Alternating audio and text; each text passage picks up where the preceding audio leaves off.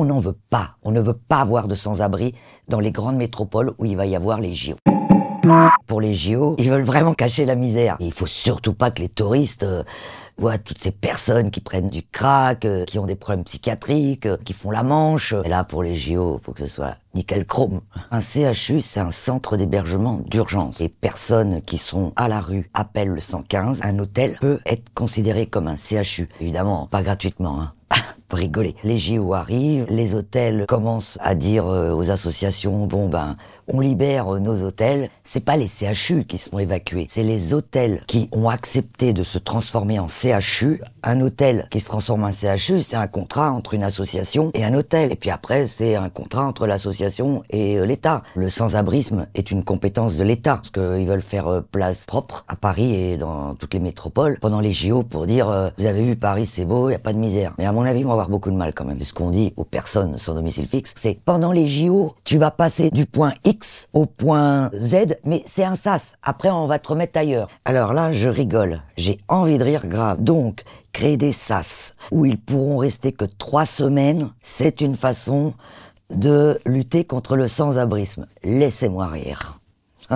C'est une façon très politique et courtoise de parler aux sans-abri. Et puis de parler en même temps aux citoyens français, dire voilà, vous inquiétez pas, ils seront dans un sas, ils seront pas dehors. Il y a énormément de personnes sans-abri qui ont commencé une formation professionnelle, qui sont soignées à Paris, qui ont des domiciliations à Paris. Et c'est une cata, quoi. C'est comme si vous, du jour au lendemain, on vous disait toute votre vie est à Paris, même sur un plan administratif, sur un plan affectif, sur un plan solidarité, on vous dit bah tu vas aller dans telle ville. Quand le ministère dit c'est sur base de volontariat, il dit ça pour pas paraître dur, je pense, parce que de toute façon, les hôtels qui ont ce statut de CHU, je peux vous assurer qu'ils ne donneront pas le choix à l'association. Quand ils diront, nous, on ferme, on veut faire des travaux pour les JO, ce sera pas en douceur. Hein. Et moi, par exemple, j'ai le cas d'une personne qui est de Lille. Il nous a appelé en urgence, paniqué. Il voulait l'envoyer à 300 km de là où il était à Lille. On lui a pas laissé le choix. Alors quand on me dit que c'est sur du volontariat, je n'y crois pas parce que là, j'ai un cas précis, là. Mais c'est pas possible.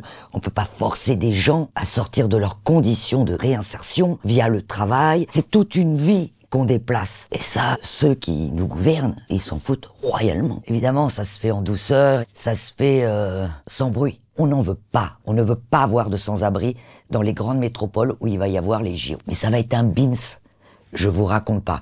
Parce que ceux qui vont bien dans leur tête, je pense qu'on est assez malin dans la rue. Mais pour tous ceux qui prennent du crack, pour toutes celles qui ont des problèmes, qui souffrent de maladies psychiatriques, alors là, je voudrais bien savoir comment ils vont faire. Le gouvernement veut déplacer le problème vers la province. Et en fait, les JO, c'est une belle opportunité, j'ai envie de dire. Mais moi, je vous dis, et j'en suis convaincu, en province, ils vont pas se laisser faire. Vous êtes dans une ville ou un village, on vous apprend au dernier moment, ah bah il y a 100 personnes qui arrivent. Attendez, ça va mal se finir ce truc. Tout ça sur le dos des sans-abri, hein, qui sont dans une galère monstrueuse. Il faut déconstruire aussi cette image de sans domicile fixe. Tout le monde est encore à 40 ans, on voit le clochard du quartier. Mais tout ça, c'est terminé. Moi, je connais des femmes sans domicile fixe qui sont habillées comme vous et moi, des hommes pareils. D'ailleurs, on croirait même pas, sauf quand ils sont assis, qu'ils font la manche. Mais sinon, vous vous dites, quand vous voyez des jeunes qui sortent de l'aide sociale à l'enfance à 18 ans, vous vous imaginez même pas que la gamine, elle est à la rue. Moi, j'aurais été la mairie de Paris, je vous assure que je les aurais embauchés pour les JO, puisqu'ils cherchaient tant de bénévoles. Je connais des personnes de pays étrangers qui parlent 5 langues. Moi, j'en parle qu'une, hein, le français.